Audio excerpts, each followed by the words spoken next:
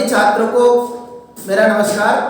मैं दामोदर शर्मा, जो कि आपके लिए नियमित रूप से व्याकरण और पाठ्य पुस्तक से संबंधित कोई न कोई सामग्री लेकर आता रहता हूँ। उसी श्रृंखला में आज का जो हमारा विषय रहेगा वह रहेगा कक्षा 12वीं हिंदी साहित्य की जो पुस्तक चलती है सरयू, उस सरयू पाठ का सरयू पुस्तक के अंतर्गत हमारी जो पाठ है मंदोदरी की रावण को सीख, इस पाठ के प्रथम भाग का आज हम अध्ययन करेंगे।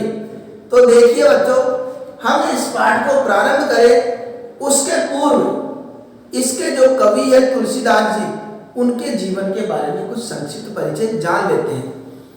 तुलसीदास जी एक ऐसा नाम है कि उनसे संसार में शायद ही कोई ऐसा व्यक्ति होगा जो अपरिचित हो। तुलसीदास जी भगवान श्री राम के अनन्य भक्त थे और उन्होंने, आपको बड़ा आश्चर्य होगा कि प्रारंभ में उनका ध्यान इतना भक्ति भाव इनमें नहीं था, केवल पत्नी के मोह में ग्रस्त थे, लेकिन पत्नी की प्रेरणा पा करके और वह भक्ति भाव में लीन हो गए। और भक्ति भाव में जब लीन हुए तो ऐसे लीन हुए कि उन्होंने, ऐसा कहा जाता है कि साक्षात प्रभु के प्रेरणा से वो कार्य उन्होंने किया हो और उनकी वाणी में, उनकी जीभ में साक्षात प्रभु का निवास करते हो। तो यहाँ पर ऐसे महानतम कवि का जन्म संवत 1589 में हुआ तथा इनका निधन संवत 1680 में हुआ। इसके अलावा इन्होंने जीवन में कई रचनाएं लिखी, जिनमें रामचरितमानस इनका प्रमुख महाकाव्य माना जाता है। रामचरितमानस ये इनका प्रमुख महाकाव्य माना जाता है। इसके अलावा भी इन्होंने विनय पत्रिका, दोहावली, गीतावली, इस प्रकार की कई रचनाएं लिखी है। इनकी रचनाओं में प्राय देखा जाए तो अवधी भाषा का विशेष रूप से प्रयोग किया गया है। अवधी भाषा का विशेष रूप से प्रयोग किया गया है। इसके अलावा विभिन्न अलंकार, उपमा, उत्प्रेक्षा, रूपक, जितने भी अलंकार है प्रमुख, उन सबका इन्होंने अपनी रचनाओं में प्रयोग किया है। छंद की दृष्टि से देखें तो दोहा और चौपाई इनका प्रिय छंद रहा है। इसके अलावा अन्य छंदों का भी कहीं पर इन्होंने प्रयोग किया है। तो इस प्रकार ये कवि का संक्षिप्त परिचय रहा। अब देखिए पाठ का जो शीर्षक है मंदोदरी की रावण को सीख। अब मंदोदरी की रावण को सीख, ऐसे शीर्षक से ही स्पष्ट है कि मंदोदरी ने कुछ रावण को शिक्षा दी होगी। इस पाठ में मंदोदरी द्वारा कुछ रावण को शिक्षा दी गई होगी। अब आपको प्रसंग पता है कि रावण माता सीता को अपहरण करके और लंका में ले आया था। तो इस बात से मंदोदरी जो है उनको कहीं कहीं ठेस पहुंची। उनको ये कार्य, ये कृत्य रावण का अच्छा नहीं लगा और वो जानती थी कि श्री राम जो सीता के पति है वह कोई सामान्य व्यक्ति नहीं है, वह उस परम पिता परमेश्वर अर्थात भगवान विष्णु के ही एक अंश है, उनके ही एक अवतार है। और ये सीता माता ये कोई सामान्य महिला नहीं है, ये साक्षात माँ जगदम्बा है और इनको अपहरण करके इन्होंने एक तरीके से ये बहुत बड़ा गलत कार्य किया है। तो वो इस बात को समय रहते अपने पति, उनका पति का नाम क्या है? रावण। तो मंदोदरी रावण को कुछ ज्ञान देने का प्रयास करती है, शिक्षा देने का प्रयास करती है। तो क्या कहती है? कंत से तात्पर्य है स्वामी। हे स्वामी, करस कर रहे हो हरिशन परहु परहरु। हे स्वामी, जो आप कार्य कर रहे हो, अर्थात जो भगवान श्री राम के प्रति, हरि के प्रति जो वेर का भाव रख रहे हो, क्रोध या उनके साथ जो दुश्मनी का व्यवहार रख रहे हो, ये संग तरहु परिहरु, वो त्याग दीजिए। हे स्वामी, आप हरि के समक्ष या हरि के साथ अपने क्रोध को त्याग दीजिए। परहरु का मतलब त्याग दीजिए। क्या त्याग दीजिए? क्या कह रही है मंदोदरी कि हे प्रभु, हे स्वामी, स्वामी किसके लिए यहाँ पर? रावण के लिए, कि हे स्वामी आप श्री राम के साथ अपना बैर का त्याग कर दीजिए, अपनी दुश्मनी का त्याग कर दीजिए। आगे क्या कहते हैं? मोर कहा अति हित ही धरो, और मोर कहा, मेरा कहा हुआ अत्यधिक हितकारी मान करके अपने हृदय में धारण कर लीजिए। और मेरा कहा जो भी मैं कह रही हूं वो मेरे भले के नहीं, आपके स्वयं के भले के लिए अपना भला मान करके और अपने हृदय में उसको धारण कर लीजिए। और निश्चित रूप से वह हम सबके, हमारे परिवार के लिए, हमारे वंश के लिए, हमारे देश के लिए, सबके लिए हितकारी होगा। ऐसी कुछ बातें मंदोदरी कहती है। अब क्या कहती है? समुद्र तो जहासु दूत कई करनी, और समुद्र, हे स्वामी आप जिसको उनका एक सामान्य दूत समझ रहे थे, जिसको आप एक उनका सामान्य दूत समझ रहे थे, दूत से तात्पर्य जो भगवान श्री राम के दूत के रूप में आए थे, चाहे वो अंगद हो, चाहे हनुमान जी हो, वो सब आए थे जिनको आपने सामान्य दूत माना था। तो कई कार्य उनके द्वारा किए गए कार्य भी आपने देख लिए, उन्होंने क्या क्या कार्य किए वह आपसे छिपे नहीं है। श्रवण गर्भ रजनी धरणी, और सुना है श्रवण, सुना है गर्भ रजनी चर धरणी, कि रजनीचर का मतलब रात्रि में विचरण करने वाले, तो धरणी कि रात्रि में विचरण करने वाले कौन हो गए? राक्षस। राक्षस सुना है कि उनका नाम सुनने के बाद राक्षस गर्भ में प्राण त्याग रहे हैं। ऐसा भय, ऐसा खोफ उन्होंने पैदा कर दिया है। तासु नाहर निज सचिव बुलाए, इसलिए है स्वामी हमारा तो यही कहना है, मेरा तो यही कहना है, यही निवेदन है आपसे कि तासु नारी, उनकी नारी, उनकी पत्नी को, इनकी पत्नी को, श्री राम की पत्नी को निज सचिव बुलाए, अपने कोई सचिव को, मंत्री को बुला करके पटो बेदो कंत जो चाहूं भलाई। हे स्वामी यदि आप भलाई चाहते हो तो क्या कीजिए, उनकी जो पत्नी है, भार्या है, कौन? माता सीता, उनको ससम्मान आप कहाँ पर भेज दीजिए, अपने सचिव को बुला करके, अपने मंत्री को बुला करके, और उनकी पत्नी को अगर अपनी भलाई चाहते हो तो श्री राम के पास ससम्मान पहुंचा दीजिए। अगर आप चाहते हो कि मेरी भलाई हो, मेरा उद्धार हो, तो सबसे बड़ा अभी भी कुछ नहीं बिगड़ा है, आप उनकी पत्नी को ससम्मान भगवान श्री राम की शरणों में पहुंचा दीजिए। तब कुल कमल विपिन दुखदाई, क्योंकि तुम्हारे कुल रूपी कमल, रूपा का लगा है, तुम्हारे कुल रूपी कमल वन में, तुम्हारे कुल रूपी कमल वन के लिए दुखदाई होगा। अन्यथा ये क्या होगा? अगर ऐसा कार्य नहीं किया आपने तो आपकी कुल रूपी जो कमल वन है, इसके लिए ये बहुत दुखदाई सिद्ध होने वाला है। इसलिए समय रहते ही आप समझ रहे तो ज्यादा श्रेष्ठ होगा।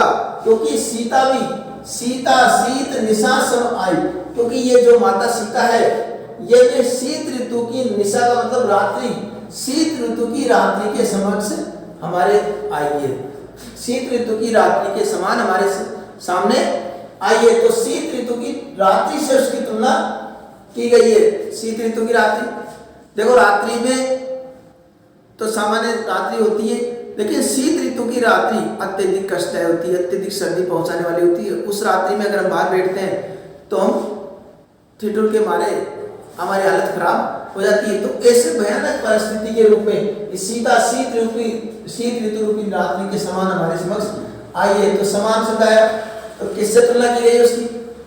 सीता की तुलना किसकी की गई? शीत ऋतु की रात्रि से। तो यहाँ पर कौन सा अलंकार हो गया? उपमा अलंकार। विशेष में हमको आवश्यकता पड़ेगी, उसमें हम देखेंगे।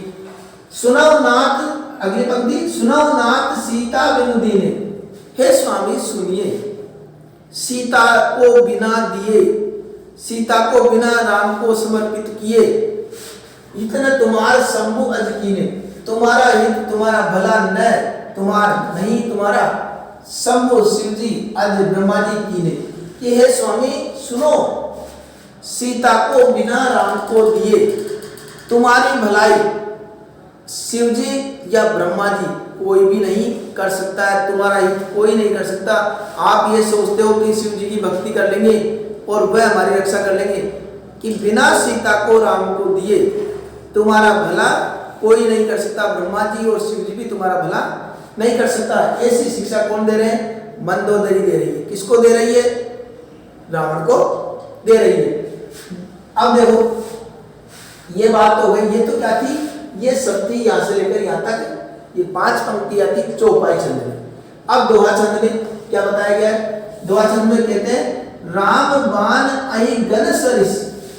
हे स्वामी, आप विचार कीजिए कि राम के बाण, जो धनुष के बाण है, अहिगण सर्पों के समान, समूह, सर्पों के समूह के सरिस है। सरिस का मतलब समान।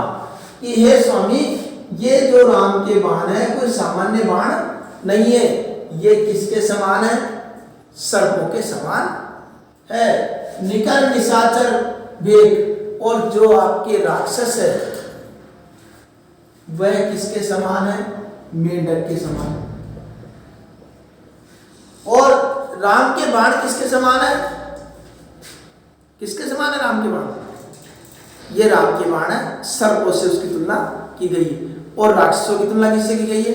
मेंढकों से। और आप जानते हैं कि मेंढक, अगर सांप का मुकाबला मेंढक से हो तो मेंढक और सांप के युद्ध में कौन जीतता है, ये मुझे बताने की आवश्यकता नहीं है, ये तो आप स्वयं ही समझ जाओ। सांप मेंढक को जीते जी ही निकल जाता है। उसी प्रकार ये जो श्री राम के बाण रूपी जो सांप है, ये तुम्हारी राक्षस सेना रूपी जो मेंढक है, इसका तुरंत ही नाश कर देगी। कोई तुम्हें बचाने वाला नहीं आएगा।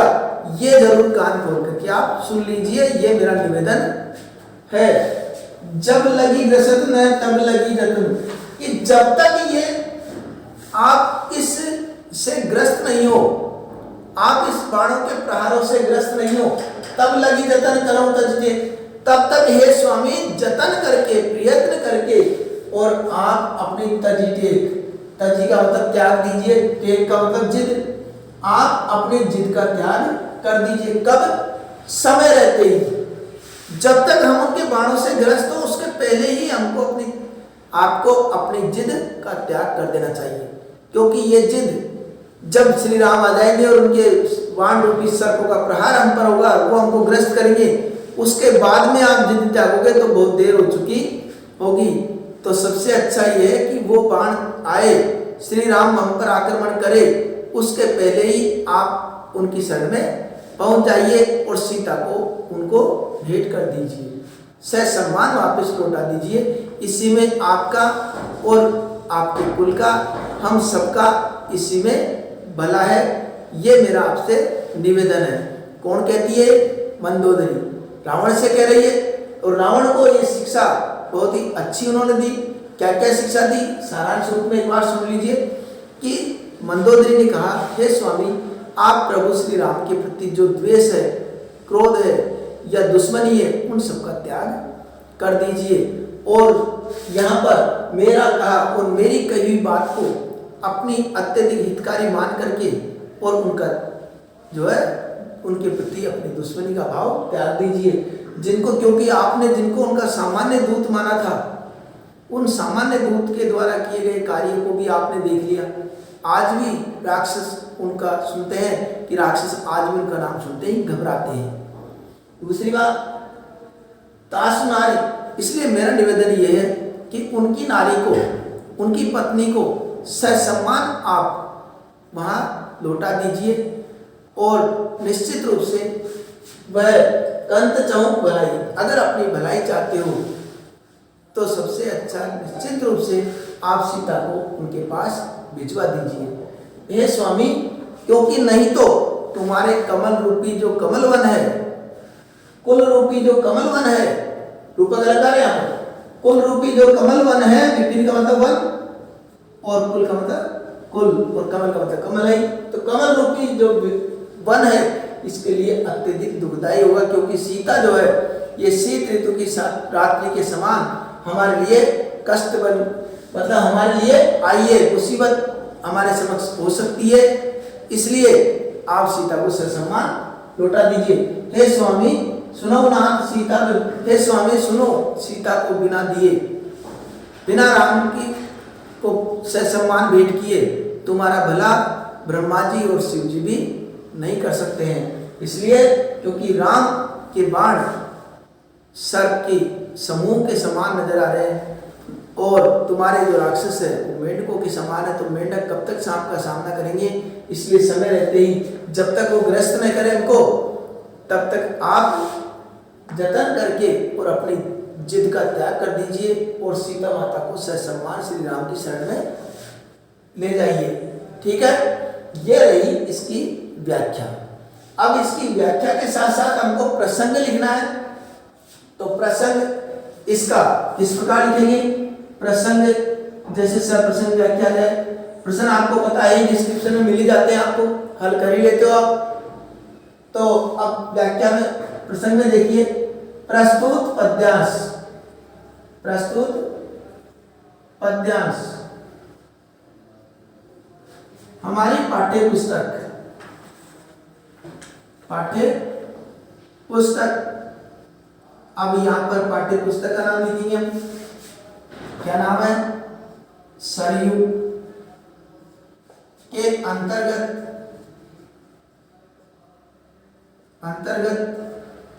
अब कौन, महाकवि तुलसीदास,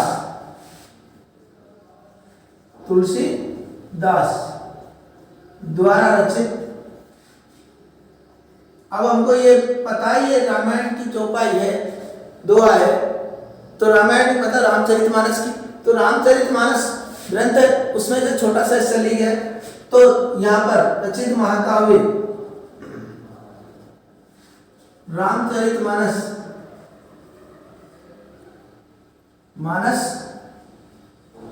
के मंदोदरी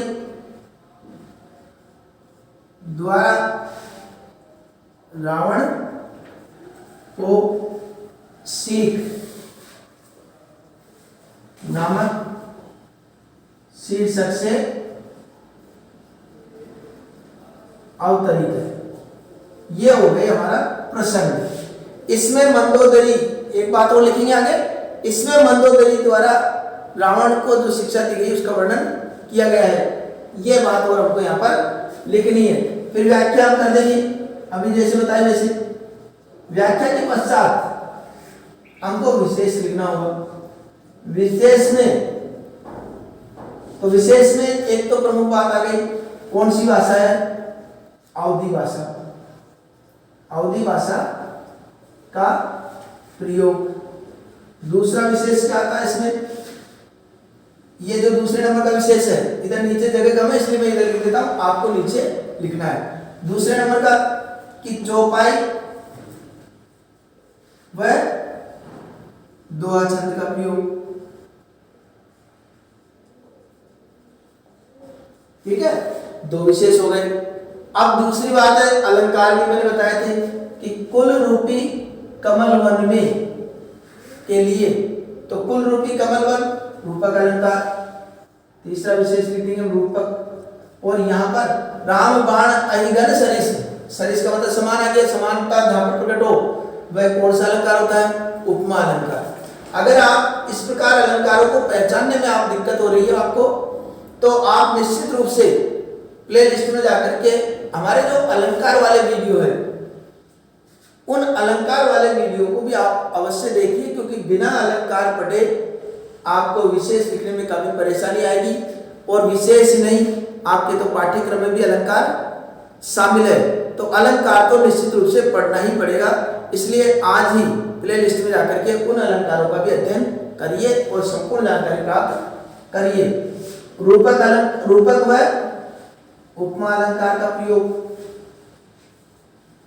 अलंकार का प्रयोग। ठीक है, यहां तक ये विशेष हो गया। और मंदोदरी द्वारा जो रावण को शिक्षा दी गई है उसका बहुत सुंदर चित्रण इसमें हुआ है, एक पंक्ति और हम लिख सकते हैं।